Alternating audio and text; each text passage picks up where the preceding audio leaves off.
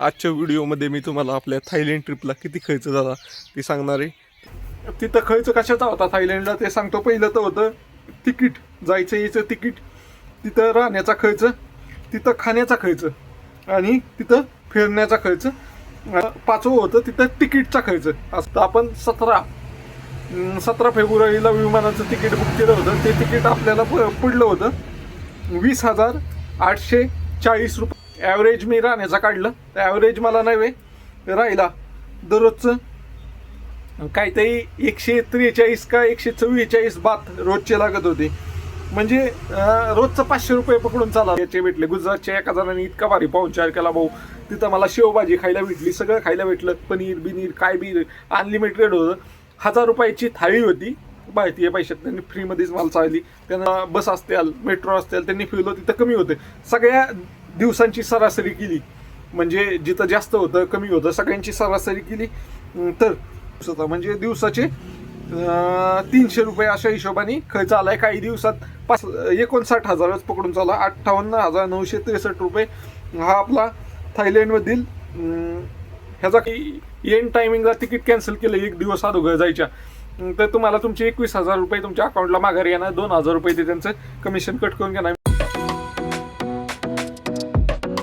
Good morning मित्रांनो, आपल्या नवीन ब्लॉगमध्ये तुमचं स्वागत आहे. तर पाहू शकता अशा प्रकारे बाहेरच झोपलो होतो मी. तर पाहू शकता खाटा आणि खाटवर गादी टाकून झोपलो होतो. माझा साथीदार होता जिगल्या इथं झोपला होता तुळशीच्या वाटो, आणि मी इथं झोपलो होतो. पाण्याची बॉटल सगळीच भरून घेतली होती. अशा प्रकारे बाहेर म्हणजे गावाकडं उन्हाळ्याचं बाहेर झोपायची माझ्या वेगळीच आहे. तर चला आजच्या व्हिडिओमध्ये मी तुम्हाला आपल्या थायलंड ट्रिपला किती खर्च झाला ते सांगणार आहे. तर व्हिडिओ शेवटपर्यंत नक्की पहा. कोणाला आमचं घर पाहिजे असेल तर कमेंट करून नक्की सांगा. पुढच्या ब्लॉगमध्ये घर दाखवू. पाहू शकता इथं आमच्या गाड्या आहेत. एक गाडी तरी राहून गेली आता, आणि तिथं माझी गाडी आणि अशा प्रकारचं घर आहे. आणि पाहू शकता ही झाडं आहेत. तर चला हे सगळं आवडतो आणि घरात जातो आता.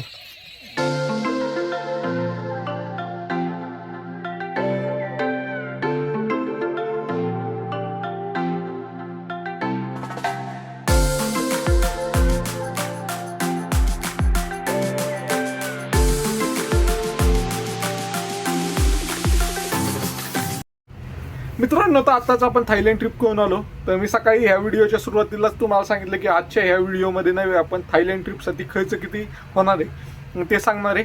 तर मित्रांनो, मी तुम्हाला हा खर्चाचा व्हिडिओ कुठं तरी बाहेर लोकेशनला जाऊन सांगणार होतो, पण आज दुकानात कोण नाही म्हणून मी थांबलोय.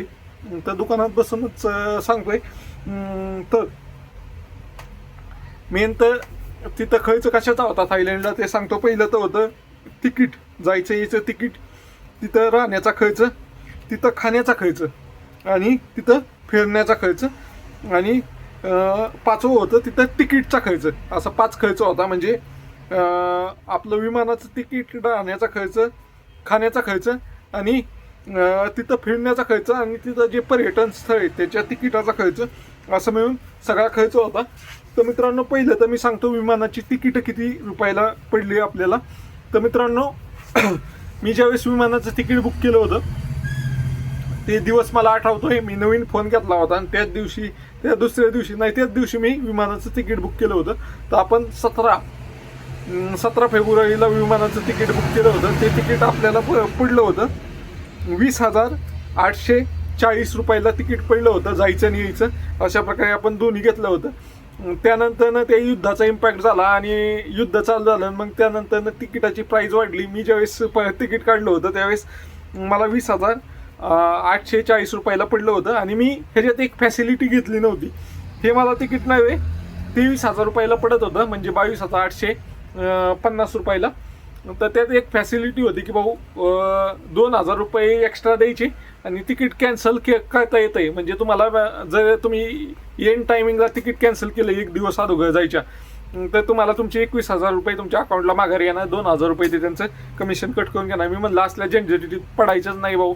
असं तर काहीतरी आपण घेतो समजा की बाबा कॅन्सल झालं तर आपण जाऊ शकत नाही. आता सांगतो, मला इतका फोर्स करत होती युद्ध चालू येईल, तिकडं असं होईल तसं होईल. ते बाबा म्हणलं माझं 21,000 रुपये गुंतल्यात, मी 21,000साठी जाणार आहे भाऊ. युद्ध ही एका कोपऱ्यात चालू आहे भारत देशाच्या ह्या साईडला चाललो आहे, आपण खालच्या साईडला चाललो आहे अशा साईडनी. मला माहीत होतं युद्धाचा परिणाम काय नाही आहे थायलंडवर, म्हणून तिकडे गेलो होतो आपण. जर तुम्ही सुद्धा तुमची जर समजा ट्रिप प्लॅन करता कॅन्सल होत असेल तर हा पर्याय आहे भाऊ. पैसे गुंतवून टाकायचे, तुम्हाला शेवटी एक तर पैसे सोडून द्यायचे नाही तर ट्रिप करायची. मग माणूस काय करतं, एवढे पैसे सोडत नाही, ट्रिप करतं. त्या पद्धतीने आपल्याला 20,800 रुपयाला ह्याचं विमानाचं तिकीट पडलं आहे. आणि त्यानंतर पुढचा खर्च आहे राहण्याचा खर्च किती. तर राहण्याचा मित्रांनो ॲव्हरेज मी राहण्याचा काढलं तर ॲव्हरेज मला नाही राहिला दररोजचं काहीतरी 143 का 144 बात रोजचे लागत होते. म्हणजे रोजचं 500 रुपये पकडून चाला, रोजचं 500 रुपये अशा हिशोबाने आहे. तर आपलं प्लॅन होता 25 दिवसाचा, तर त्यासाठी आपल्याला नाही टोटल 11,031 रुपये हा आपला राहण्याचा खर्च झाला आहे. 11,031 रुपये, तो 11,031 रुपये हा आपला राहण्याचा खर्च आहे. त्यामध्ये तुम्ही पाहू शकताय म्हणजे आपलं 25 डिवाइड बाय 2 केलं असतं ना तर आपल्याला 500 रुपये दिवसाला म्हणलं तर 12,500 रुपये आले असते. पण आपल्याला 11,000 रुपये आले. 31 रुपये जाऊ दे, 11,000 मोठं 11,000 पकडा. आणि ते 1,500 अजून आपण वाचले थोडक्यात 3 दिवसाचे, म्हणजे आपले 22 दिवसाचेच राहायचे पैसे लागले. अशा पद्धतीने 11,000 रुपये आपले राहायचे लागले. तर तुम्हाला आता मी एका साईडला लिहून घेतो, वरती पण लिहितो स्क्रीनवर.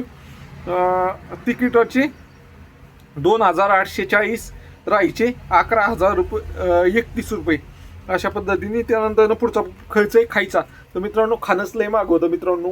मी कसं दिवस काढलं माहिती का, काही सांगू शकत नाही मित्रांनो. जे नॉर्मल जातात ना ह्याला फिरायला लोक, म्हणजे ज्यांच्याकडे पैसे भरपूर असतात खास फिरण्यासाठी जातात, ती एका टायमिंगला जेवढं खायला पैसे खर्च करत होते ना तेवढ्या खर्चात मी अख्खा दिवस काढला आहे मित्रांनो. तर सांगतो मित्रांनो, नॉर्मली आपल्याला जर जेवायचं असलं ना तर एका टायमिंगला साधारण 170 ते 180 बात पकडायचं, म्हणजे एका टायमिंगला साधारण 600 रुपये लागतात. तर तुम्हाला आश्चर्य होईल की मी एका दिवसात फक्त 900 रुपयामध्ये मी दिवस काढत होतो. मग त्यात दिवस कसा काढत होतो ते पण सांगतो मित्रांनो. एकच टाईम जेवायचो मी, एक टाईम काय करायचो मी जेवायचो, ते पण किती 560 रुपयाला जेवण होतं बाहेर. म्हणजे तिथलं बातमध्ये नाही सांगत होतं, तुम्हाला सांगतो. त्यानंतर ना एक फ्राईड राईस म्हणून होतं, ते फ्राईड राईस खायचो मी संध्याकाळच्याला. दुपारी जेवायचं म्हणजे निघायचोच मी 10-11 वाजता, कारण 10 वाजताच हॉटेल उघडायची. मग 10:30 वाजता 11 वाजायचे निघायला. 11 वाजता जेवलो ना 560 रुपयाचं. त्यानंतर मी संध्याकाळी 7च्या दरम्यान फ्राईड राईस खायचो आपलं, जी ते 180 रुपयाला होतं. किती झाले 740 रुपये झाले. आणि 740 झाले ना, आणि वरचे जे 160 आहे ना त्याचा मी ज्यूस प्यायचो दुपारी 4 वाजायच्या 3 वाजायच्या आसपास. मँगो ज्यूस चांगला भेटायचा तिथं, तर मँगो ज्यूस प्यायचो. कधी मग बिस्किटं खायचो, काय खायचो. अशा प्रकारे ते वरचे जे 160 रुपये आहे ना ते दुपारच्या ह्याला खर्च करायचो. म्हणजे थोडक्यात लक्षात घ्या, मी 11 वाजता जेवण करायचो 560 रुपयाचं. मी 4 वाजता ज्यूस प्यायचो, नाहीतर काही पण बिस्किट वगैरे खायचो, त्याचे 150 रुपये पकडा. आणि त्यानंतर ना संध्याकाळच्या जेवणाची 180. अशा प्रकारे 900 रुपयात आपण भागवत होतो. मी आता राऊंड फिगर सांगितलंय. तुम्ही परत बैरीज करताना 930 झालं, 870 झालं असं नाही आहे, 900 रुपये होतात. अशा प्रकारे आहे. तर काही ठिकाणी आपल्याला मदत पण केली लोकांनी. पटायामध्ये बऱ्यापैकी नाही 2-3 दिवस आपले खायचे असेच कोण भेटलं त्यांनीच आपल्याला जेवाय घेऊन गेले. अशा पद्धतीने झालं. कुठले हॉटेलवाले आपले महाराष्ट्रातले भेटले, इंडियाचे भेटले, गुजरातच्या एका जणांनी इतका भारी पाहुणचार केला भाऊ. तिथं मला शेवभाजी खायला भेटली, सगळं खायला भेटलं, पनीर काय बी अनलिमिटेड होतं. 1000 रुपयाची थाळी होती भारतीय पैशात, त्यांनी फ्रीमध्येच मला चालली. त्यानंतर एक आपला इथला भेटला होता सातारचा, त्याचं नाव काय माहिती, तो गाडाचा चालवत होता त्याचा ह्याचा बेळचा ह्याचा वडापाव वगैरे, तर त्याच्या तिथं बी खाल्लं होतं. अशा प्रकारे तर खाण्यासाठी आपल्याला टोटल नाही किती आला, 19,600 रुपये खर्च आलाय खाण्यासाठी. 19,000 रुपये, 19,602 रुपये खर्च आपल्याला जेवणासाठी आलाय. तर मित्रांनो 19,000 आपले 3 खर्च झाले. आता आपला चौथा खर्च आहे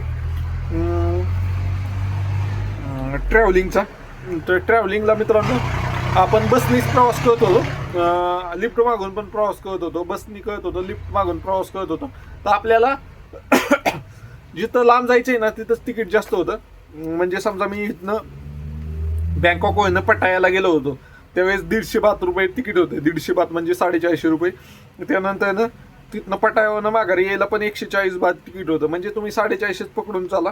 बाकी मग एकदा आपण ते फ्लोटिंग मार्केट पाहायला गेलो होतो, तिथं बी काहीतरी 60 बात तिकीट होतं.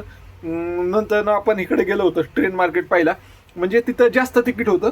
आणि असं बाकीचं जे आपण लोकल फिरलो, लोकल समजा बस असतील, मेट्रो असतील, त्यांनी फिरलो तिथं कमी होते. सगळ्या दिवसांची सरासरी केली म्हणजे जिथं जास्त होतं कमी होतं सगळ्यांची सरासरी केली तर सरासरी आपल्याला नाही वे 7,500 रुपये खर्च आलाय आपल्याला ह्याचा फिरण्याचं म्हणजे गाडीचं भाडं 7,500 रुपये आपल्याला खर्च आलाय 25 दिवसाचा. म्हणजे दिवसाचे 300 रुपये अशा हिशोबाने खर्च आलाय. काही दिवसात 500 होते, काही दिवसाला 800 होते, काही दिवसाला 0 बी होते. त्यामुळं दिवसाचे 300 रुपये ह्याचे फिरण्याचे प्रवास असा होता. म्हणजे हा खर्च 7,500 झाला आपला चौथा खर्च. आणि त्यानंतर ना 5वा खर्च आहे म्हणजे आपल्याला थायलंडमध्ये पर्यटन स्थळ होती त्याची तिकीटं काढायची. तर मित्रांनो काय काय ठिकाणी मी सांगतो एक पण तिकीट काढलं नाही मी, एका पण पर्यटन स्थळाचं तिकीट काढलं नाही मित्रांनो. आता आपण 3-4 पर्यटन स्थळात असे जुगाड झाले माझे. कोणतंही आलं त्यांनी कार्ड असलं ना, ज्या ठिकाणी डिजिटल प्रिंट देत होती ना तिथंच फक्त जुगाड होत नव्हतं, त्या पर्यटन स्थळाला गेलोच नाही.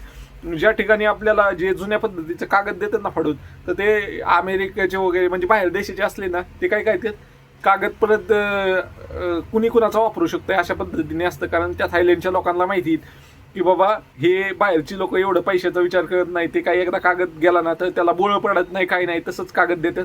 तर मित्रांनो अशाच पद्धतीने मला 2-3 ठिकाणी जे बाहेरची लोक होती त्यांनी ती फिरून आल्यानंतर ना त्यांनी कागद दिला होता. तर त्या कागदावरच मी पर्यटन स्थळांना गेलो. अशा पद्धतीने आलं. मी 2 ठिकाणी गेलोच नाही, एक तर किंग पॅलेस आणि दुसरं होतं सेंच्युरी ऑफ ट्रूथ. तर तिथं काय होतं 500 बात होतं, म्हणजे जवळपास 1650-1700 रुपये नुसतं आत त्या पर्यटन स्थळात घुसायचं तिकीट होतं. तर ते एवढं मोठं पण नव्हतं. एवढ्या पैशात तर आपण अख्खी रामोजी फिल्म सिटी दिवसभर फिरत बसतोय. तिथं तेवढं तिकीट होतं. ठिकाण भारी होतं. मी त्या ठिकाणात गेलो, तिथं जो बाहेरनं सगळं पाहिलं, फक्त आतमध्ये गेलो नाही एवढंच आहे. बाकी काही नाही आहे. ते हिस्टॉरिकल प्लेस होतं एवढंच आहे. बाकी जे खरं सांगायचं म्हणजे ना, मी जरी गेलो नाही तर मी त्याची सगळी माहिती वगैरे घेतली, कसं आहे काय आहे. आतनं ते जे लोक गेली होती त्यांनी व्हिडिओ फोटो वगैरे मला सगळं दाखवलेलं आहे. त्यामुळं काही आत जायची पण गरज नव्हती पडली. अशा पद्धतीने आपल्याला तिकिटाला थायलंडमध्ये कुठंही आपण 1 सिंगल रुपयाचं तिकीट काढलं नाही. मग तिकिटाला आले 0 रुपये खर्च. तर त्या पुढचा खर्च आहे शेवटचा. आपण इथनं घरापासून मुंबईला गेलो, मुंबईवरनं घरापर्यंत आलो, तो खर्च एक आहे. तो हा आपल्या ट्रिपमधला सगळ्यात शेवटचा खर्च ठेवला आहे मी. तर मित्रांनो हे आपल्याला 1500 रुपये खर्च आला मुंबईला जाऊन यायला गाडीवर, 2 व्हीलरवर. त्यामध्ये आपला मधला नाश्ता वगैरे सगळं पकडून 1,500 थोडक्यात 1,500 पेट्रोलमध्ये मी मुंबईवरनं जाऊन परत घरी आलो एवढे. आणि अशा पद्धतीने आपला टोटल खर्च झाला आहे थायलंडमध्ये. मुंबई टू मुंबई खर्च मला झाला आहे 58,973 रुपये. म्हणजे थोडक्यात 59,000च पकडून चाला, 58,963 रुपये हा आपला थायलंडमधील ह्याचा खर्च आहे. तिथला मुंबई टू थायलंड एवढा खर्च आहे म्हणजे रिटर्न. आणि 1,500 त्यात ॲड केलं तर आपला 60,473 रुपये हा मुंबई म्हणजे घरनं थायलंडला घरी याचा एवढा खर्च आहे. म्हणजे 60,473 रुपये. जर मित्रांनो तुम्ही कुणीचंही तुमच्या ओळखीचं जर थायलंडला गेलं असेल तर त्याला विचारायचं बाबा दिवसाला खर्च किती होतोय थायलंडला, आणि त्याकडून अमाऊंट जाणून घ्यायची भारतीय पैशात. तिथं त्याला विचारायचं बाबा हे जर रूमचे पैसे, खाण्याचे पैसे, फिरण्याचे पैसे हे मिळून किती खर्च होतो दिवसाला. तर ते तुम्हाला नाही अराऊंड 4,000 रुपये दिवसाला सांगता येईल की 4,000 रुपये दिवसाला लागतात थायलंडमध्ये एका दिवसाला. तुम्हाला जर व्यू म्हणजे दिलखुशपणे एन्जॉय करायचं असेल तर तुम्ही 4,000 रुपये प्रति दिवस ह्या हिशोबाने हे खर्च करायला लागतात. पण तुमच्या भावानी एन्जॉय कमी आणि आपल्याला माहिती जास्त घ्यायची होती, ह्या हिशोबाने आपल्याला तिथली संस्कृती जाणून घ्यायची होती, ह्या हिशोबाने केलं होतं. तर मला 1,683 रुपये प्रति दिवस हा खर्च आलाय. आता इथं काय ते वरात आली होते कसले, तर अशा प्रकारे ढोलकीचा आवाज येतोय का तुम्हाला, तर अशा प्रकारे खर्च आहे. तर ह्या सगळ्याचं शेड्यूल मी ह्याच्यावरती टाकल. तुम्हाला हा व्हिडिओ कसा वाटला कमेंट करून नक्की सांगा आणि जास्तीत जास्त मित्रांपर्यंत शेअर करा. मित्रांनो, तर तुम्हाला ही माहिती कळली का नाही ते कमेंट करून नक्की सांगा. एकदम सोप्या पद्धतीने सांगण्याचा प्रयत्न केला आहे मी, आणि कळली असली तर तुमच्या भावाला नवीन पाहत असाल तर सबस्क्राईब करा आणि जास्तीत जास्त मित्रांपर्यंत हा व्हिडिओ शेअर करा. आणि तुम्हाला मला एक छोटासा प्रश्न विचारायचा आहे, पुढची ट्रिप मी कुठं करू? माझ्याकडे 4 ऑप्शन आहेत. एक तर आपण 12 ज्योतिर्लिंग यात्रा करू शकतोय, दुसरं तर आपण लेह लडाखला जाऊ शकतोय, तिसरं आपण केदारनाथला जाऊ शकतोय, आणि चौथं आपण संपूर्ण भारत यात्रा करू शकतोय. तुम्हाला ह्यापैकी कुठली ट्रिप पाहायला आवडेल ते कमेंट करून नक्की सांगा. आणि चला भेटूया नवीन व्हिडिओ सहित. तुम्हाला घरचेच व्हिडिओ 2-3 दिवस पाहायला भेटेल. साधारण आपण 20 तारखेच्या आसपास नवीन ट्रिपला जाणार आहे. आणि त्यावेळेस नव्हे, आता माझ्या लक्षात आलं भाऊ काही होतंय काय नाही, तर आपलं व्हिडिओवर फोकस जास्तच नाही, ट्रॅव्हलिंगवर नाही आहे. तर आपण सकाळी 8चं टायमिंग आता फिक्स केलं आहे. रोज काही झालं तरी सकाळी 8ला तुम्हाला व्हिडिओ ब्लॉग पाहायला भेटेल. एक्स्ट्रीम कंडिशनमध्ये जिथं ट्रॅव्हल करतोय मी तिथं रेंज नसेल तर, तिथं काही ते प्रॉब्लेम असला तरच, तरी माझा 100% देण्याचा प्रयत्न करणार की भाऊ मी सकाळी 8ला तुम्हाला व्हिडिओ देईन, अशा पद्धतीने आहे. तर चला बाय बाय, भेटूया पुढच्या व्हिडिओमध्ये नवीन.